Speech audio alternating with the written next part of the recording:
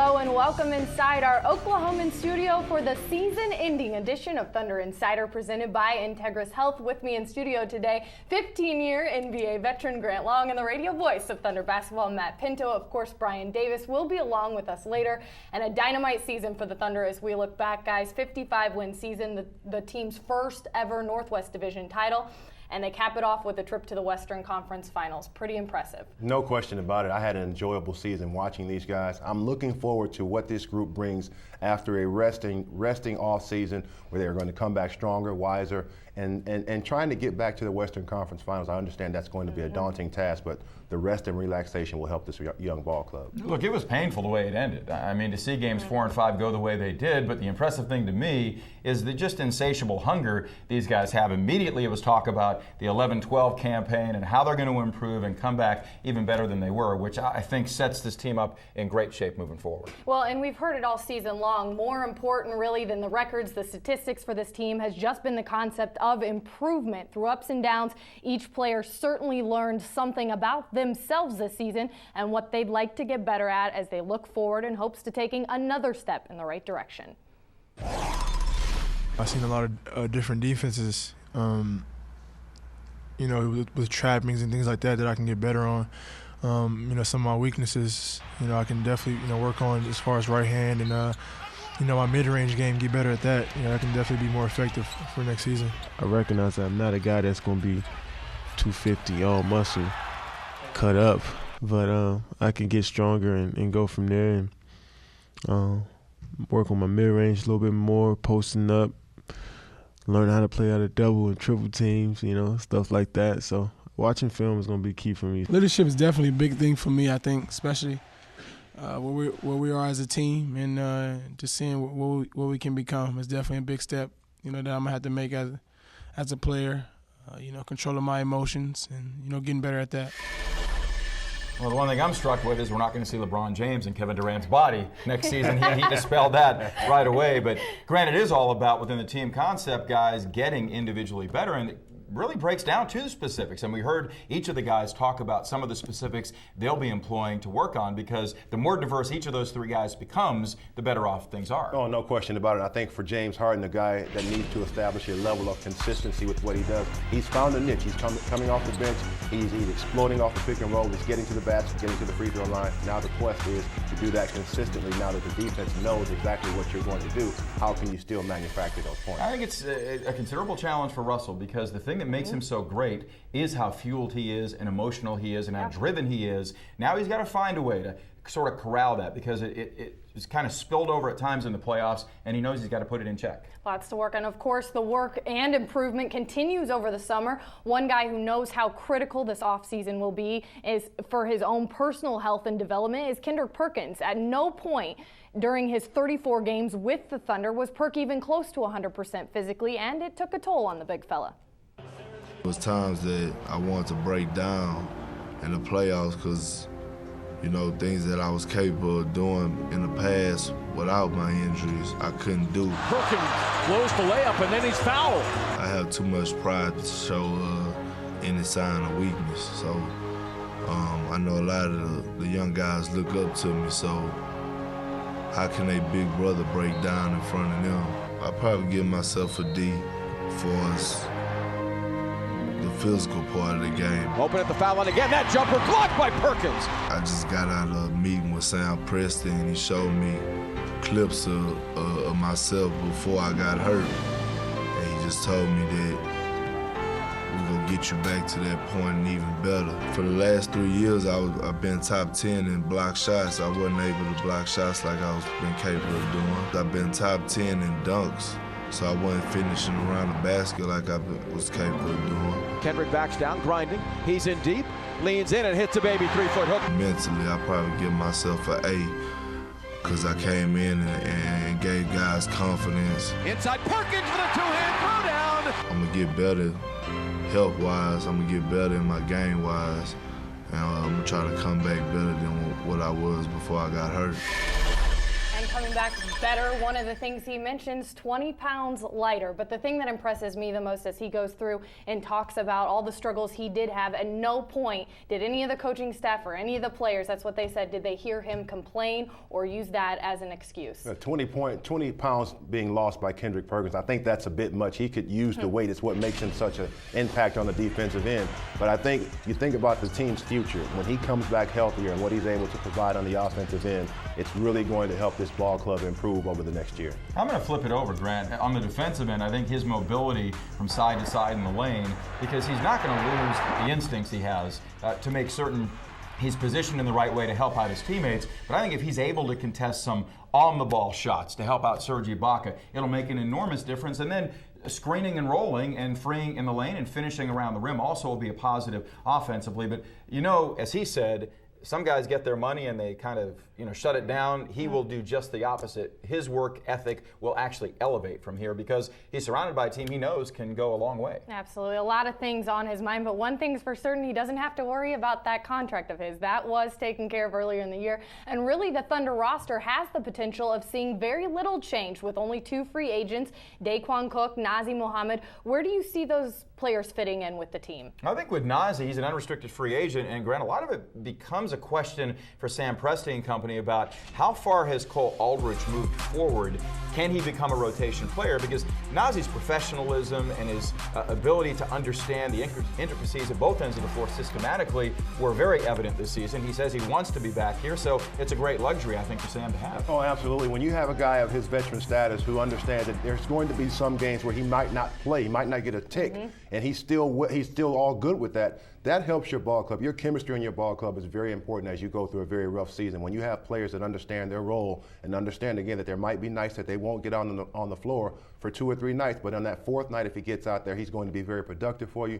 That bodes well for a young team like this. And you spoke about that role, Daquan Cook, one of those guys who knew so well when he came onto the floor, he had to shoot. Outside shooting's at a premium always in the NBA, and Daquan does it about as well as anybody and about as efficiently as anybody, which is really impressive, Grant. In limited time, in terms of efficiency, he was in the top 10 or 12 in terms of three-point accuracy. Well, I think you can see the tangible growth in this young man as the season went along. Remember, when he first got here, didn't play a whole lot, was actually in street clothes quite a bit, but he came around, he got the defensive scheme, he started to play on the defensive end, and that's when Scott Brooks put him out on the floor. And we already know what he can do offensively, but defensively, this guy has really improved, and I think he's made a name for himself, and he's carved out a niche on this ball club. Well, it'll be interesting to see what the team does, but certainly one thing's for sure, they both said already they'd love to stay here with the Thunder. Ahead on Thunder Insider.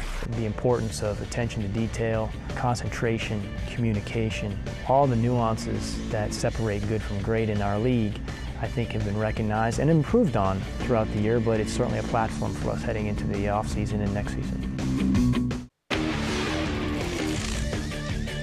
Welcome back to Thunder Insider. 2-on-2. Gets the trailing Durant 3. Angle left 3 by Kevin, right between the eyes, baby! Westbrook pulls up, hops, right baseline, 16-footer, drops. Westbrook offers his first playoff triple-double. Young OKC seizing the moment, ruling the day, making history, a franchise first. They move on to challenge Dallas. Some great Thunder moments this season. Of course, lasting success. It's what every team strives for and what VP and General Manager Sam Presti is trying to build and accomplish here with the Oklahoma City Thunder. Our play-by-play guy, Brian Davis, got the opportunity to sit down with Presti and reflect on another season of growth. If I know you, the 2011-12 season began shortly after the conclusion of the Western Conference Finals. So where do you go from here? Well, it's like we've done the last several years. I think you gotta take a step back and take some time over the next couple weeks to evaluate the season as a body of work. Not necessarily, one point in time, but the accumulation of the season. And we're gonna spend a lot of our time just trying to understand what the right questions are to ask ourselves. What do you mean by that, the right questions to ask yourselves? Well, I think it'd be easy to go in and make some snap reactions. I think it'd be easy to make some assumptions. But when you're dealing with, our team and the fact that it has evolved and, we've seen some accelerated growth, I think we have to do a really good job of understanding what what has helped us and not making assumptions. Which makes having a hard and fast blueprint virtually impossible because things are forever shifting. So it's one thing to say, well, we want to evolve, but it's dangerous probably, isn't it, to say, well, we want to evolve this way, this way, this way, and this way. Yeah, I think that's one of the reasons why we've never really put a timeline on ourselves or a stopwatch on our growth as an organization or growth as a team. We're probably less stopwatch and more compass. We want to make sure that we're headed in the right direction. You've talked about a couple of players. I want to start with James Harden. Yeah, I think James deserves credit. For the fact that at a young age he accepted a role and he worked every day to execute that role.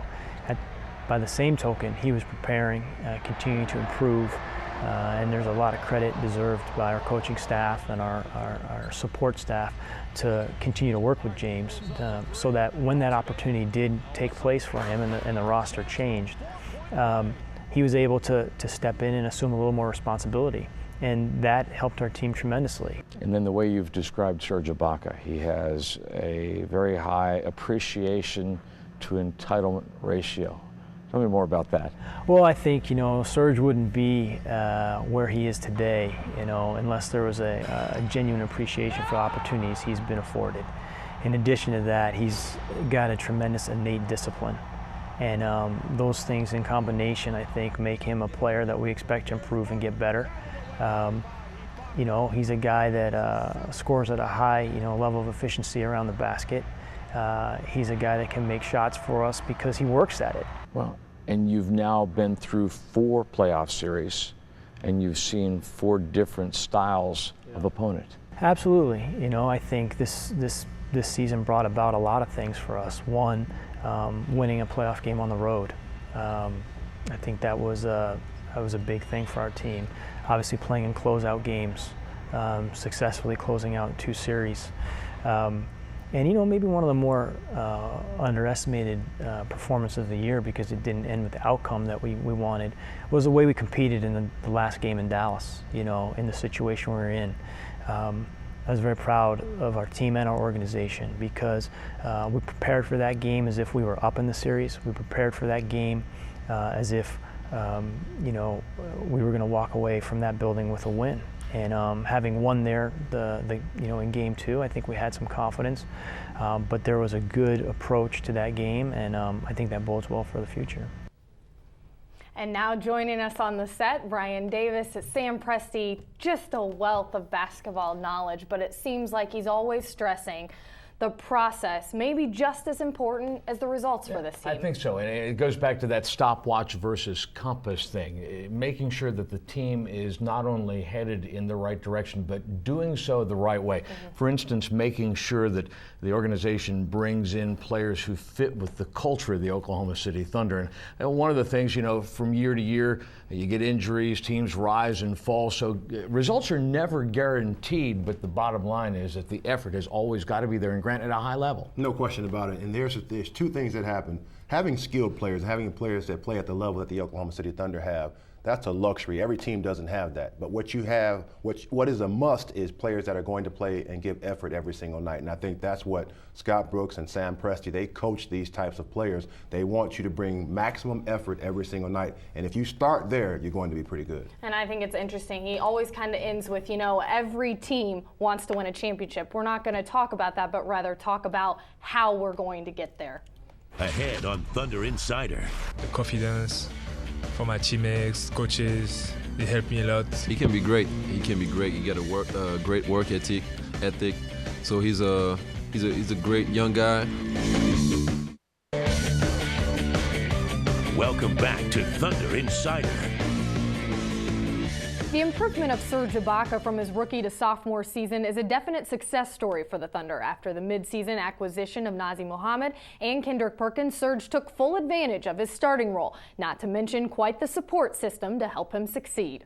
The confidence for my teammates, coaches, they help me a lot, to relax and just to play my game. He can be great. He got a great work ethic. So he's he's a great young guy, great young player, and I think really he's going to keep improving. I mean, he's showed from the first year to this year that he improved a lot, and I think he's going to keep doing that.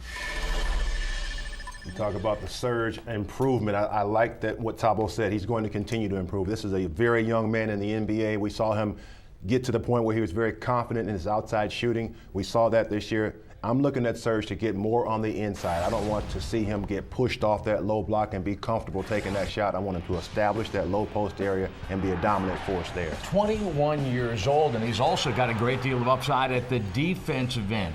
When he gets a little bit more locked into the mental part of the game, rotations and that kind of thing, he's going to be a fearsome defender. And head coach Scott Brooks says Serge Ibaka could be a terrific on-the-ball defender. Well, that's going to be the next stage for this young man. We've already seen what he can do off the ball, but be able to guard a guy one-on-one and still be able to contest and perhaps even block the shot, that will take Serge to the next step defensively. And through work, we know the sky is endless. We've heard Mark Bryant say it. Well, with the development of James Harden and the defensive presence of Thabo Sefolosha, the team finds itself with good depth at the two guard. With that depth, of course, comes the question, who should receive the starting nod? I don't know if it's a matter of which guy is better or which guy would be more effective. One of the things, though, if Sefolosha becomes a guy that you're bringing off the bench, people say, well, James Harden, how are you going to replace his scoring punch? Well, people tend to forget that when he played in Europe, Thabo Sefolosha was a terrifically skilled offensive player.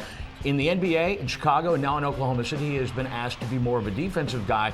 But if you give him a role and allow him to settle into a rhythm, hey, listen, the guy did shoot a career-high percentage this year. I understand that totally. For myself as a player, I played totally different on my team than I played, say, in a summer league game when I used to score a lot of points. And guys would ask me, why don't you do that during the season? Well, on my team, they don't need me to do that. Thabo Sefolosha is in the same mode. His team doesn't need him to be a scoring option all the time. James Harden is an offensive punch off the bench, and they need that. Thabo Sefolosha is a guy that can be successful without having the ball in the starting unit, and that's what they need. Well, it'll be interesting. Certainly both guys looking to better their game this season for the sake of the team. Ahead on Thunder Insider. Ready, 3, 4, no, 4. Oh my. Well, Steely is one of the worst disruptive people that I ever seen in my life. Welcome back to Thunder Insider. Well, Steely has definitely provided us with a number of laughs, memories, and entertainment this season. So in this week's Stealing the Mic finale, we take a look back at some of the top Steely highlights from throughout the year.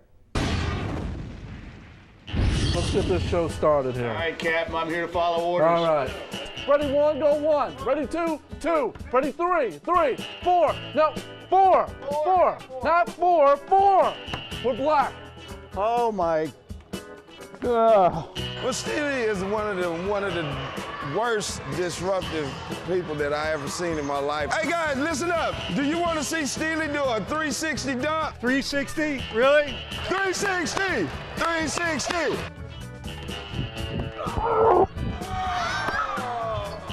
Go ahead, order when ready. Order away. 2 McChickens and a large Diet Coke. 2 McChickens and a large Diet Coke. All right. You a Thunder basketball fan? You know where Russell Westbrook went to college? UCLA. UCLA. You guys are amazing. Already. Give away free food. I feel like I got talent to come play in this organization, but you got to learn the system, and the system's pretty difficult. You think you can do this? It's tough. I'm not quite sure if he actually has any athletic ability or not. The reality of him actually probably making a dunk is slim to none. Where's the spring? I know that Mike Steely is a very athletic 50-year-old man.